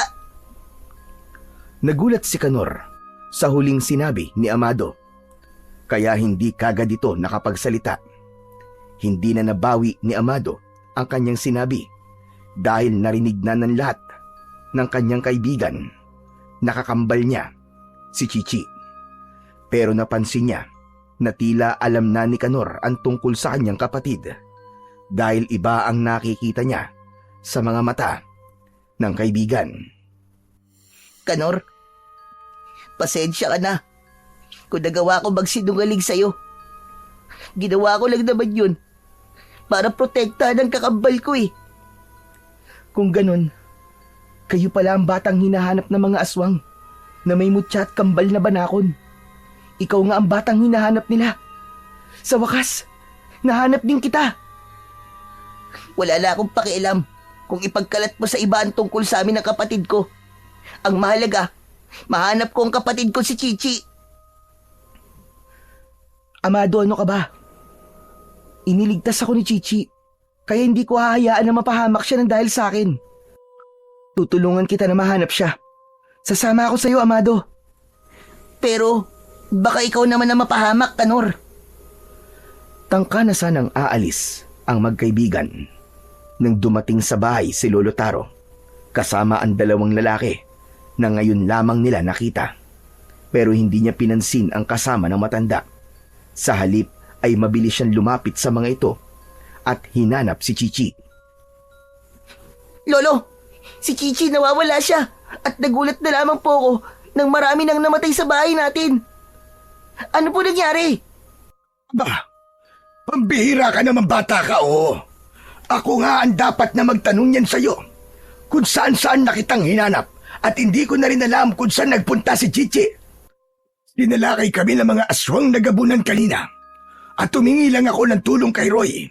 Sa kasamaang palad, pati si Kapitana ay napahamak din. Diyos ko, paano nilang natunto na pinagtataguan natin? Pati nga po kami ni Kanor. Bigla rin po kaming inatake ng mga aswang. Teka, sino po sila, Lolo Taro? Anak ko siya, Amado. Nakaligtas sila ng asawa niya sa kapahamakan. Mabuti na lang at nakatakas sila sa mga aswang na gabunan. Sa atin na siya tutuloy. Tapos, hindi ko naman nakalain na bigla tayong sasalakayin ng mga aswang. Napatay nila si Kapitan. Alam na ng mga tao ang nangyari rito. Teka, Lolo Taro, sigurado po ba kayong aswang ang sumalakay sa bahay niyo? Oo, Kanor. Mabuti na lang talaga at dumating si Roy. Tinulungan niya ako. Pero, paano naman po nalaman ni Mang Roy na dito kayo nakatira? Dahil kinausap niya si Kapitan. Saktong pagpunta niya rito, ay nadatnan niya kung nakikipaglaban sa mga aswang at sa pagtulong sa akin ni Kapitan. Sila naman ang napahamak. Lolo Taro, si Chichi po nawawala rin siya eh. Baka po pinatay na siya ng mga aswang. Tulungan niyo po ako. Hanapin po natin ang kakambal ko. Hindi pa siya patay, Amado. Naniniwala akong ligtas siya. Dahil mararamdaman mo rin kung ano ang nararamdaman niya dahil magkakambal kayo. Tama ka, Kanor. Ligtas pa ang kapatid ko. Tulungan niyo akong hanapin ang kapatid ko. Kaya nga ako nandito, Amado. Kwento na sa akin ni tatay ang tungkol kay Chichi. Patawarin mo kami. Dahil kung hindi dahil sa amin, buhay pa sana ang mga magulang mo. Tapos na yun, Mang Roy. Baliwala kung magagalit po ako tapos hindi naman na magbabalik ang buhay ng mga magulang ko. Ang gusto ko po ngayon ay mahanap ang kapatid ko. Ang boses mo, Amado. Baka marinig ka ni Kanor. Huwag po kayo mag-alala, Lolo. Alam na po niya ang totoo sa amin ng kapatid ko. Pero, hindi tayo nakakasigurong mapagkakatiwalaan siya. Tama na po, Lolo Taro. Ang kapatid ko po, siya ang mahalaga sa akin ngayon. Aalis ako, hahanapin ko po siya. Bago niya kami iniwan, sa gubat namin siya uling nakita. Kung ganun, ay tutulong na rin ako sa paghanap sa kanya. Sasama kami sa inyo ni Kanor. Sige, dito naman ako sa bahay na mag-aasikaso sa mga namatay na biktima ng aswang. At baka umuwi si Chichi, ay makikita ko kagad siya. Sige po, tay. Alis na po kami. Naunang maglakad ang dalawang lalaki. Kasunod sina Kanor at Amado. Kailangan nilang bumalik sa gubat para hanapin si Chichi. Bumundol lang kaba sa kanyang dibdib dahil baka napano na ang kanyang kapatid. Alam niyang sa paghahanap niya sa kapatid ay malalagay sila sa panganib. Lalo pa at kalat na ang dilim sa paligid na ang tanging tanglaw ay ang liwanag ng buwan. Maya-maya pa ay lumapit sa kanya si Kanor. Teka, Amado. Para yatang may mali sa ginagawa natin, Ano ka mo? Paanong may mali, Kanor? Hindi ba't dito natin huling nakita si Chichi? Ang tinutukoy ko ay ang mga kasama natin. Bakit kaya pakiramdam ko mas lalo nila tayong inilalayo sa baryo? Alam ko ang daan na to at pabalik to sa baryo kung saan kayo nanggaling. Mabigat ang presensyang nararamdaman ko sa kanila. Isa pa, hindi ba nagiinit ang suot mo mutya ng banakon? Hindi eh. Saka, hindi ko nararamdamang kakaiba sila. Sa tingin ko naman, ay gusto lamang nilang tumulong. Kahit kailan, hindi pa ako nagkamali sa nararamdaman ko. Hindi ka dapat magtiwala sa kanila, Amado. Lalo pa. At nang mamatay ang mga magulang mo, si Lolo Taro ang nakita mong kausap ng pinuno ng mga aswang. Paano kung nagpapanggap lamang sila? At ang totoo, ay balak nilang kunin ang mutya na nasa leeg mo. O di naman kaya, ay kunin ang dugo niyo ni Chichi para gamitin sa paggawa ng aswang na gabunan. Mutya? Ano bang ibig mo sabihin, Kanor? Saka bakit sinasabi mong mutya ang batong nasa kwintas ko?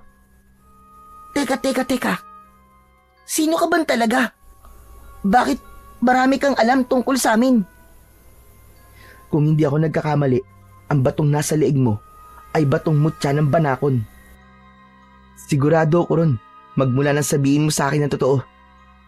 Kung ikaw ang may kakambal na banakon, ikaw rin ang kailangan nila para magkaroon ng walang kapantay na kapangyarihan. Ang mutya ng Banakon ay mabisang pangontra sa mga aswang na gabunan. Hindi nila kayang hawakan yan. Mapapatay ka muna nila bago nila makuha ang bagay na yan sa leeg mo. Sinasabi ko to sa'yo para maging alerto ka palagi sa paligid. Paano naman ako maniniwala sa'yo, Kanor? Dahil alam ko ang lahat ng tungkol sa mga kambal na Banakon, pati sa mutya. Patawarin mo ako kung nagsinungaling ako sa'yo. Ginagawa ko lamang yon para makalapit sa inyo at mas mabigyan ko kayo ng proteksyon. Hindi ko akalain na ako ang ililigtas ni Chichi. Nawalan lamang ako ng kapangyarihan magmula nang isilang kayo sa mundo. Teka, naguguluhan ako. Hindi kita naiintindihan, Kanor. Basta magtiwala ka lang. Totoo ang mga sinasabi ko. Hindi mo dapat silang pagkatiwalaan. Mabigat ang nararamdaman ko sa kanila. Baka pinaghandaan na nila ang kakayahan ng mutya mo para hindi mo maramdaman ng pag-iinit ng bato sa leeg mo. Naputol ang mga sasabihin sana ni Kanor nang humarap sa kanila ang dalawang lalaki. Kitang-kita ni Amado kung paanong napatitig sa suot niyang kwintas si Mang Roy. Kaya lang, ayaw niyang maniwala kay Kanor. Bakit po tayo tumigil? Malayo na ang narating natin. Hindi natin nahanap ang kapatid mo. Baka naman may tawag ka sa kanya. Baka marinig niya ang boses mo at magpakita siya sa atin. Ang mabuti pa kaya maghiwa-hiwalay tayo. Kailangan nating maghiwalay para madali nating mahanap ang Banakon. Hindi pwede. Hindi tayo kilala ng ahas, baka mapahamak tayo. Kaya kung nasan si Amado, dapat nandun din tayo. Tama si Mang Roy, Kanor. Tara sa bandang yon, sa malaking puno. Baka nagtatampo lang sa akin si Chichi dahil napagalitan ko siya. Ngunit ilang minuto lang ang lumipas, ay biglang lumitaw sa likod ng mga puno ang mga kalalakihan na hindi niya kilala. Tila may mga binabalak ang mga ito sa kanila. Napaatras sila ng hakbang ni Kanor. Ngunit huli na dahil nahawakan na sila ng mga lalaki sa tigkabila ang braso. Nabawi ng mga ito ang kanilang sandata at sapilitan yun na kinuha sa kanila. Bigla na lamang naramdaman ni Amado ang paghampas ng matigas na bagay sa kanyang likod at agad siyang nawalan ng malay. Mahinang boses at pagsipa ni Kanor ang narinig ni Amado. Nang magising siya, iginala niya ang kanyang nanlalabong paningin sa paligid. Nagulat siya nang nasa gitna sila ng malawak na damuhan. Nakagapos ang kanilang kamay sa posting nakatayo sa gitna ng damuhan. Pinalilibutan sila ng mga tao. Maliwanag ang lugar ngayon dahil sa liwanag ng buwan kasama ang sulo na kawayan. Sabi ko na sa iyo niloko nila tayo, Amado. Siya ang pinuno ng aswang. Kasabwat nila si Lolo Taro. Si Chichi nawawala siya. Ang kakambal mo ang hinahanap nila para sa sinasabing ritual. Pagsasamahin nila ang dugo nyo, sa kanila iinumin.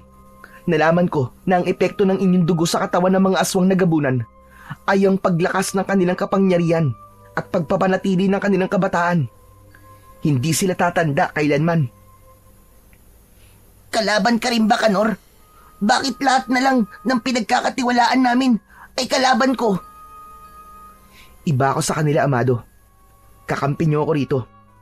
Ipagdasal mo na hindi nila mahanap ang kakambal mo para hindi nila maisagawa ng tuluyan ng ritual ng pagsalubong sa liwanag ng buwan. Inilinga ni Amado ang kanyang paningin sa paligid. Hinanap niya kagad ang matandang nagtraidor sa kanila ni Chichi. Hindi niya akalain na palabas lamang ng matanda ang pagtulong sa kanila. Naisahan sila ni Lolo Taro. Nakuyom niya ang kanyang kamao nang dahil sa labis na galit at puot. Ngayon na lamang nagiging malinaw sa akin ang lahat ng mga nangyayari. Maaaring si Mang Roy ang anak ni Kakansela at si Lolo Taro naman ang asawa ni Kakansela. Isang pamilya sila na nagigiganti sa pamilya mo, Amado. Dahil ang mag-asawang manunugis ay ang mga magulang mo. Sila ang pumatay kay Kakansela. Kung ganon, lahat ng mga sinabi nila sa akin ay bahagi lamang ng kanilang pagpapanggap para mahuli kami. Niloko niya kami. Kailangan natin makatakas dito. Uunahan natin sila sa paghahanap kay Chichi. Lalo na at alam nila kung ano ang kahinaan mo. Pero paano tayo makakatakas dito, Kanor? May bitan lubid sa mga kamay ko, oh. Sinubukan ni Amado na kumawala sa pagkakagapos sa lubid. Pero hindi siya makaalis. Hindi nagtagal ay dumating na ang mga alagad ni Mang Roy kasama si Lolo Taro na nakangisi habang nakatingin sa kanya. Lumapit ang matanda sa kanya at naupo sa kanyang harapan. Ayos ba ang palabas ko, Amado? Ito na ang katapusan nyo. Napakasama niyo, Lolo Taro. Akala ko totoo kayong mabuting tao. Kaya pala natuntun ng halimaw mong anak ang tirahan ng mga magulang ko ay dahil kayo nagsabi sa kanila. Nagpanggap pa kayong albularyo ng nanay ko para malaya kayong makapaghiganti sa mga magulang ko. Migil ka. Kahit papano naman, ay binigyan ko kayo ng pagkakataon para mabuhay kayong magkapatid. Hinayaan ko kayong magsama. Malas lang at nakatakas ang kapatid mong Banakon. Pero natitiyak kong hinahanap ka na rin ang kapatid mo. Hindi magtatagal. Siya mismo ang lalapit sa amin. At kapag nagkataon, maiinom na namin ang pinaghalo niyong mga dugo. At mapupunta sa amin ang mutya ng Banakon na nasa leeg mo. Hindi namin magagamit yan kapag buhay pa ang may-ari niyan. Kaya kailangan mo munang mamatay. Hayop ka, Lolo Kanor. Isa ka rin palang halimaw. Nagkukunwari kayo mabuting tao. Yung pala, pare-parehas kayong mga kampo ng kadiliman. Huwag kang sumali sa usapan namin dito, Kanor. Wala kang karapatang magmalinis. Dahil kahit ikaw, alam kong may itinatago ka rin sa magkapatid na ito. Alam ko ang amoy mo. Kaya huwag kang magmalinis. Anong ibig niyo sabihin? Sinasabi ba ninyo na lahat kayo ay may tinatagong lihim sa akin? Biglang nagkagulo sa kanilang kinaroroonan nang lumitaw si Chichi na merong pambihirang laki ng katawan. Nagulat din si Amado nang makita ang kapatid na parang mas lalo itong lumaki. Tila marami ang nakain ito sa gubat. Nagwawala ito at mula sa kanilang kinatatayuan ay nakita nilang nakikipaglaban na ang kanyang kapatid sa mga tao. Hanggang sa nagpalit ng anyo ang mga aswang gabunan at naging mga halimaw ito na umaangil. Pinagtutulungan ng mga ito na patayin si Chichi. Layuan niyo ang kapatid ko! Magbabayad kayo, mga hayop kayo! Pilit na nagpupumiglas sa pagkakagapos sa kamay si Amado habang nakatali siya sa poste ng kahoy. Si Kanor naman na natitigilan ay hindi rin makapaniwala sa nakikitang kakayahan ni Chichi. Nakipaglaban ito sa mga aswang sa pamamagitan ng tuklaw. Agad na namatay ang mga kalaban. Hindi makalapit ang mga aswang na gabunan kay Chichi dahil natutuklaw ang mga ito ng Banakon at kagad na bumabagsak sa lupa habang nagkikikisay ang katawan. Galit na galit si Chichi na ilang beses na sinubukan itong lumapit sa kanyang kinaroroonan. Pinagmasdan ni Amado ang mga kaliskis ni Chichi. Nagbago ang mga yon na kasing tibay ng metal. Umangil ito na parang sa dragon at nabingi ang mga kalaban sa huni ng kanyang kakambal. Bigla nitong tinuklaw sa leeg si Mang Roy. Kaya naman, mabilis itong nagpalit ng anyo para hindi tablan ng kamandag ni Chichi. Ngunit hindi pa rin ito napaglabanan ang bagsik ng tuklaw ng kanyang kakambal na Banakon.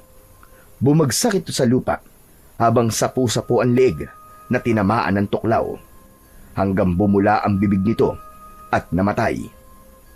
Kasunod ng pag-aapoy ng buo nitong katawan, nagwawala sa galit si Lolo Taro at kinuha nito ang arnis na dating ipinahiram kay Amado. Agad na nagbago ang anyo ni Lolo Taro. Mas malaki ang katawan nito bilang isang aswang na gabunan. Mahahaba ang mga kuko na todo ang kapit sa arnis para patayin si Chichi. Hayop ka! Pinatay mo ang anak ko! Ito ang nararapat sa'yo! Papatayin din kita! Wag! Huwag mo saktan ang kapatid ko! Huli na para makaiwas si Chichi. Bumuon ng talim ng dulo ng arnis ni Lolo Taro sa katawan ng kapatid ni Amado. Kitang-kita niya kung paanong namilipit sa sakit ang kanyang kapatid. Inulit pa ng matanda ang pagsaksak sa katawan ng banakon na si Chichi. Ramdam na ramdam din ni Amado ang sakit sa pagbaon ng talim sa katawan ni Chichi. Hindi na napigilan ni Amado ang matindi niyang galit at bugso ng kanyang damdamin.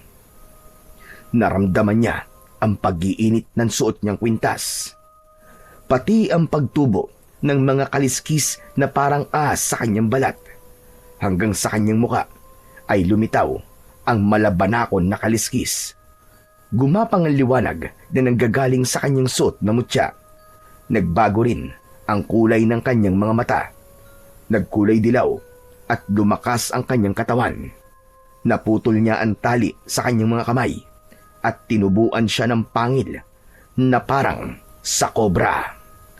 Nagkagulo ang mga aswang na gabunan nang makita nila ang bagsik ng itsura ni Amado. Papatayin ko kayong lahat! Sinaktan niyo ang kapatid ko! Lalong-lalo ka na, Lolo Taro! Pagbabayaran mo ngayon ang pagpatay sa mga magulang ko! Posible! Ano nangyari? Paano kang naging ganyan? Napaatras si Lolo Taro at naiwan ang dulo ng talim ng arnis sa katawan ng nakahandusay niyang kapatid habang namimilipit ito sa sakit.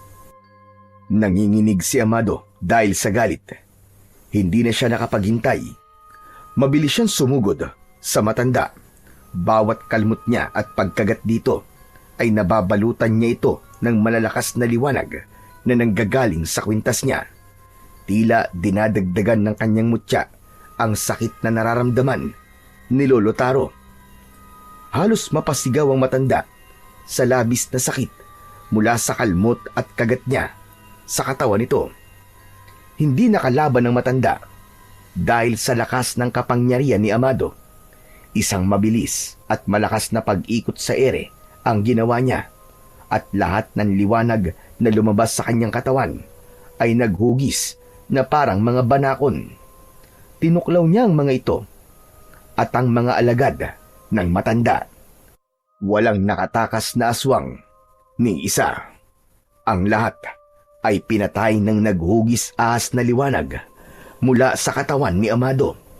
Sabay-sabay na bumagsak ang mga kalaban sa lupa habang nagkikikisay ang katawan at bumubula pa ang bibig. Hindi pa ito ang katapusan ko. Hindi pa dito nagtatapos ang lahat. Nagkakamali ka! Ito na ang katapusan ng mga lahi nyo! Hindi nyo na magagamit ang dugo namin magkapatid para sa kapangyarihan mo at paggawa ng mga aswang sa baryo ito. Pagmasdan mo ang nabuong liwanag mula sa aking mutya. Lahat sila ay naghugis banakon na siyang tatapos sa buhay mo para sa pamilya ko na pinatay mo. Dahil pinatay ng mga magulang mo ang asawa ko. Dapat lang dahil kampon kayo ng kadiliman. Nilapitan ni Amado ang matandang nakabaluktot dahil sa sakit ng maraming sugat nito sa katawan. Hinawakan niya ang pisngi ng matanda at siya mismo ang kumagat sa leeg nito. Ibinaon niya ang kanyang mahabang pangil sa laman nito sa leeg, kasabay ng pagsasama-sama ng mga hugis na banakon na liwanag sa kanyang katawan. Nasunog ang katawan ng pinakapinuno ng mga aswang na si Lolo Taro. Kumislap ang liwanag ng kaliskis ni Amado, habang si Canor naman na nakagapos pa rin ay bumalot ang malakas na liwanag sa katawan nito. Saka lamang natanggal ni Canor ang gapos sa mga kamay. Nagbago ang itsura ni Canor. Nagkaroon ito ng matulis na tenga, singkit na mga mata at manipis na labi. Ang kulay ng mga mata nito ay naging asul at nagkaroon ng liwanag sa mahaba nitong damit. Nawala na rin ang liwanag at kaliskis ni Amado sa kanyang katawan. Pati ikaw? Hindi ka normal na tao? Sino ka ba talaga, Kanor? Ako ang diwatang nawala ng kapangyarihan dahil isinilang ang batang may kambal na ahas na banakon. Ngunit ngayon, ninagamit mo na ang kapangyarihan mo at lumitaw na yun sa katawan mo, bumalik na rin ang kapangyarihan ko bilang isang diwatang nangangalaga sa kalikasan. Patawarin mo ako at kinailangan kong magkunwari para mabantayan ko kayo ni Chichi. Ha? Bakit mo kami binabantayan, Kanor? Dahil sa oras na makuha nila ang kapangyarihan mo, hindi na maibabalik sa akin ang kapangyarihan ko. Totoong ulila na ako sa mga magulang dahil pinatay sila ni Lolo Taro para sa kapangyarihang buhayin si Kakansela. Ngunit ang pagbubuhay sa isang tao na patay na ay isang labag na kautusan sa dakilang lumika. Kaya ito ang naging kapalit. Nawalan ako ng kapangyarihan dahil sa ipinainom nila sa akin at napunta ang kapangyarihan ko sa batang isisilang na may kambal na banakon. Pero, bakit hindi nawala ang kapangyarihan ko? Gayong, nasa iyo na ang kapangyarihan mo.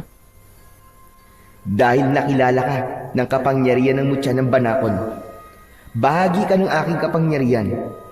Kaya't gamitin mo lang yan sa kabutihan. Yan mismo ang kambal mutya mo. Magiging isa ka ng babaylan na may kakayahang makipag-usap sa mga katulad kong diwata. Takalang naalala ni Amado ang kanyang kapatid na si Chichi. Kaya naman, nilapitan niya ito at niyakap ng maigpit. Chichi! Kapatid ko! Lumaban ka! Huwag kang mamamatay! Patawarin mo ako! Hindi kita kaagad natulungan! Matutulungan mo siya, Amado. Dahil ang dugo niyo ay may kakayahang makapagpagaling ng sugat ng bawat isa. Hiwain mo ang palad mo at ipatak mo sa kanyang sugat ang dugo mo. Mawawala ang kanyang sugat at babalik sa dati ang kanyang lakas. Kapag ikaw naman ang nasugatan, tuklaw naman niya ang magiging gamot sa sugat mo. Ginawa ni Amado ang sinabi sa kanya ng diwatang si Kanor. At sa pagpatak niya ng dugo sa sugat ni Chichi, kitang-kita niya na parang may lumabas na usok sa sugat ng kapatid niya. Unti-unti yung naghilom. Bigla niyang nakita ang hinaharap ng kapalaran nilang dalawa na magkapatid. Isang pangitain sa kanilang kinabukasan. Nakita ni Amado ang kapatid niyang si Chichi na magiging isang manggagamot. Kasama niya. Tatanda silang magkasama sa isang baryo na malayo sa gulo.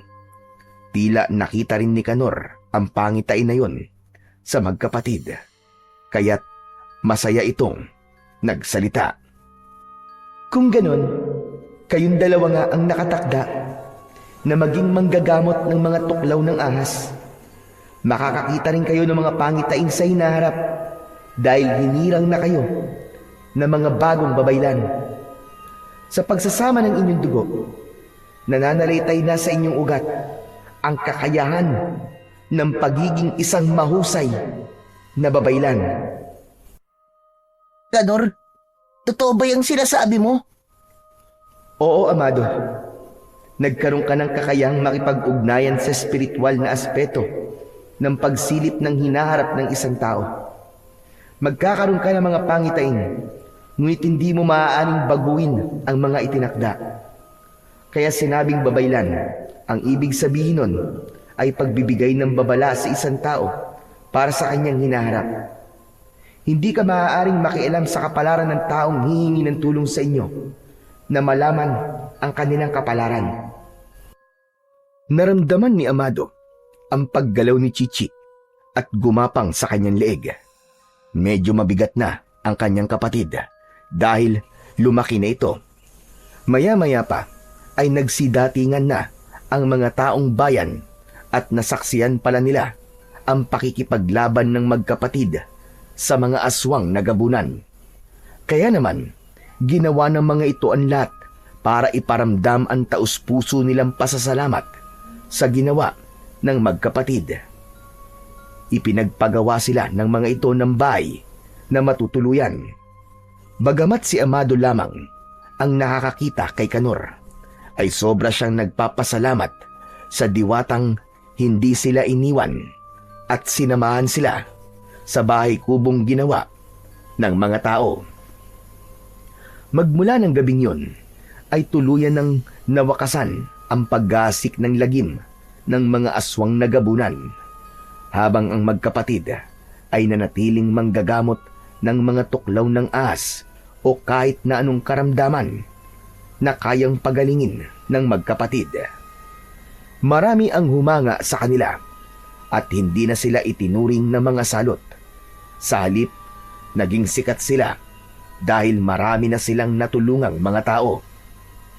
Nanatili silang mapagkumbaba at tumulong ng walang kapalit, habang si Chichi naman ay nanatili sa tabi ni Amado. Igalang ang kalikasan at mga nilalang nito. Hindi lahat ng hayop ay dapat katakutan. Ang iba ay tagapangalaga ng balanse sa kalikasan. Ang pagkakaroon ng mutya at kambal na banakon ay maituturing na isang biyaya, dahil magkakaroon ka ng kapangyarihang makapagpagaling ng malulubang karamdaman. Bagamat marami pa rin ang hindi naniniwala sa kakayahan ng mga taong may kambal-ahas, meron pa rin na iilan na naniniwalang tunay na nakapagpapagaling ng karamdaman ng ibang tao ang batang may kambal-ahas. Sa lahat ng ito, piliin pa rin nating maging mabuting tao, sapagkat kung minsan ang mutya o kambal-ahas na sinasabing nakakapagpagaling sa karamdaman ng mga tao ay kasangkapang ginagamit ng Panginoon para tayo ay pagalingin sa mga karamdaman. Kaya naman, ang pagmamahal sa Diyos ay maituturing na matibay na mutyang panlaban sa lahat ng kampon ng kadiliman. Kaya't ang pagmamahal sa kapwa at kalikasan ay pagpapakita rin ng pagmamahal sa Diyos na may kapal.